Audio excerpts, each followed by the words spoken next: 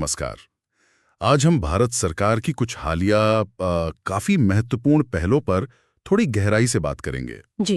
ये जानकारी सरकारी विज्ञप्तियों और कुछ आप कह सकते हैं विश्वसनीय स्रोतों पर आधारित है। हाँ, और ये पहले काफी अलग अलग क्षेत्रों से जुड़ी हैं, है ना?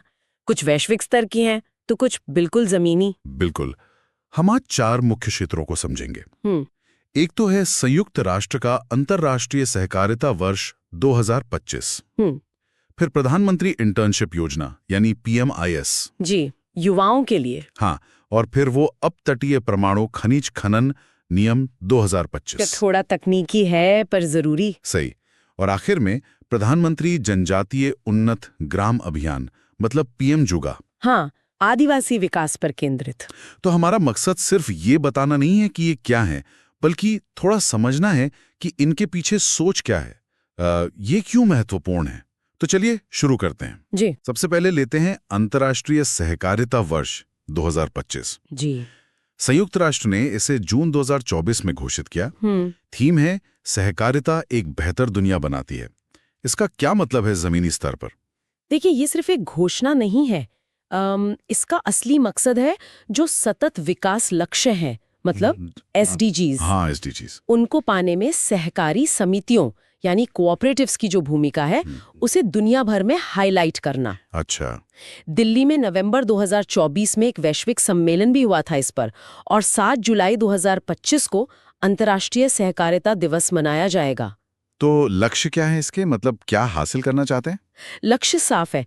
एक तो जागरूकता बढ़ाना, दूसरा सहकारी समितियों के विकास को बढ़ावा देना, तीसरा ऐसी नीतियां बने जो उन्हें सपोर्ट करें, और खास तौर पर युवाओं को इस मॉडल से जोड़ना। अच्छा, युवाओं को भी? जी। और देखिए, राज्य स्तर पर भी काम हो रहा है, जैसे राजस्थान की सहकार से समृद्धि पहल है। हाँ, सुना है उसके बारे में।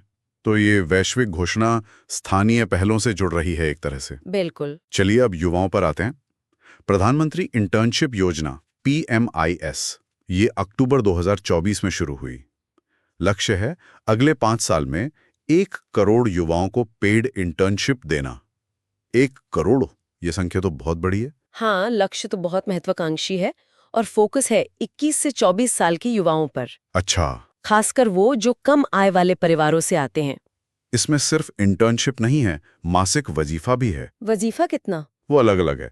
कुछ राज्यों में 5,000 रुपए से शुरू है, लेकिन होस्ट फर्म के आधार पर सालाना 60,000 रुपए तक भी जा सकता है। ओहो, ठीक है। और साथ में बीमा कवरेज भी है और इंडस्ट्री के हिसाब से ट्रेनिंग भी। पहले साल का क्या लक्ष्य रखा है? पहला साल मतलब 2024-25 में 1.25 लाख इंटर्न शामिल करने का लक्ष्य है। लेकिन क्या ये सिर्फ मतलब एक नंबर गेम है, या इससे वाकई में कौशल विकास स्किल गैप की जो बात होती है वो भी हल होगी? उत्तर प्रदेश जैसे राज्य से लागू भी कर रहे हैं। सुनने में आया कि वहां इंटर्नशिप के बाद नौकरी मिलने की भी संभावना है। देखिए, यही इसका अहम पहलू है। ये सिर्फ बेरोजगारी के आंकड़े कम करने की कोशिश नहीं लगती, बल्कि जो इंडस्ट्री रेडी टैलेंट की कमी है, हाँ, वो स्किल गैप वाली बात। जी, उस स्किल गैप को भरने का भी एक प्रयास है। ये लंबे समय से एक चुनौती रही है, पर हाँ, चुनौती ये भी है कि इतने बड़े स्केल पर क्वालिटी इंटर्नशिप कैसे सुनिश्चित होगी, और कंपनियां कितनी आगे आएंगी, बिल्कुल, ये देखने वाली बात होगी। सही कहा। हाँ। अच्छा, अब एक बिल्कुल अलग क्षेत्र की तरफ चलते हैं।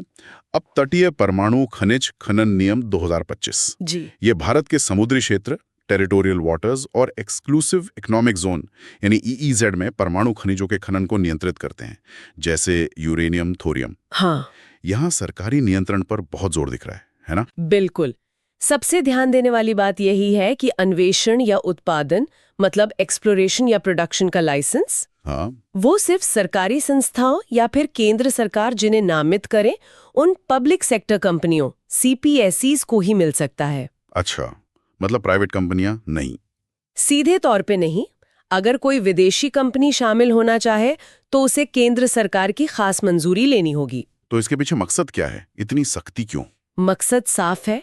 भारत के परमाणु ऊर्जा कार्यक्रम के लिए ये खनिज यूरेनियम और थोरियम बहुत महत्वपूर्ण है। हाँ, बिल्कुल।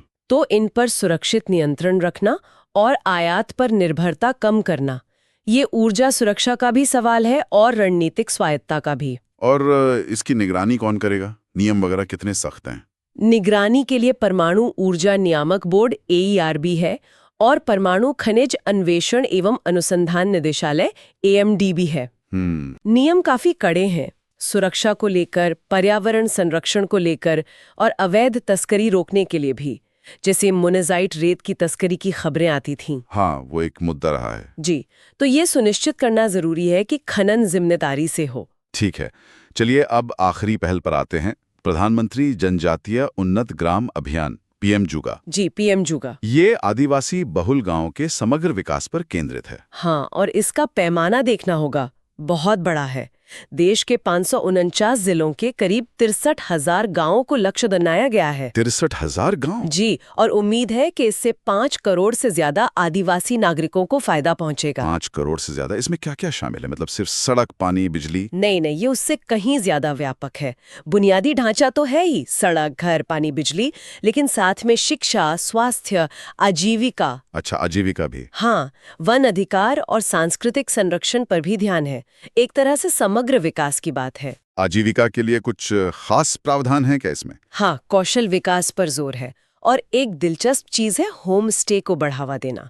उसके लिए वित्तीय सहायता का भी प्रावधान है, प्रति यूनिट 5 लाख रुपए तक। अच्छा, ताकि स्थानीय पर्यटन को बढ़ावा मिले। बिल्कुल, और इसे दूसरी योजनाओं से भी जोड़ा गया है, जैसे वन अधिकार अधिनियम है, पोषण अभियान है, या आदिवासी हाट बाजार जैसी योजनाएं जो आदिवासी उत्पादों के लिए बाजार मुहैया कराती हैं।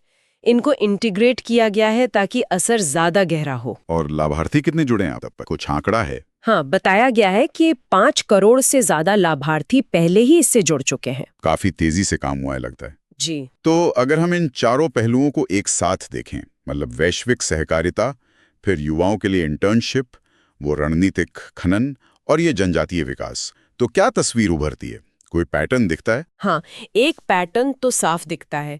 सरकार अलग अलग स्तरों पर बहुत विशिष्ट विकास चुनौतियों का समाधान करने की कोशिश कर रही है। जैसे वैश्विक मंच पर भारत की भूमिका और सहयोग बढ़ाना, देश के अंदर युवाओं का कौशल विकास और रोजगार, फिर सामरिक रूप से जो महत्वपूर्ण संसाधन है उन्हें सुरक्षित करना, और जो सबसे हाशिए पर मौजूद समुदाय हैं जैसे आदिवासी समुदाय, उनका समावेशी विकास सुनिश्चित करना। और ये सब कहीं ना कहीं SDG से भी जुड़ता होगा। बिल्कुल, ये सभी पहले एक तरह से देखें तो 2030 तक संयुक्त राष्ट्र के सतत विकास लक्ष्यों को हासिल करने की जो बड़ी रणनीति है उसका हिस्सा लगती हैं। इन कार्यक्रमों का दायरा और महत्वाकांक्षा तो वाकई काफी बड़ी है। अब देखना ये होगा कि इनका कार्यान्वयन, मतलब इम्प्लीमेंटेशन, कितना प्रभावी होता है जमीन पर। बिल्कुल, असली चुनौती वही है। और यहाँ एक सोचने वाली बात भी है। क्या? देखिए, एक तरफ हम देख रहे हैं कि अब तटीय खनन जैसे रणनीतिक क्षेत्र में सरकारी नियंत्रण और नामित संस्थानों पर जोर है। हाँ। और दूसरी तरफ सहकारिता जैसे मॉडल को, जो ज्यादा सामुदायिक या निजी पहल पर आधारित है, उसे बढ़ावा दिया जा रहा है।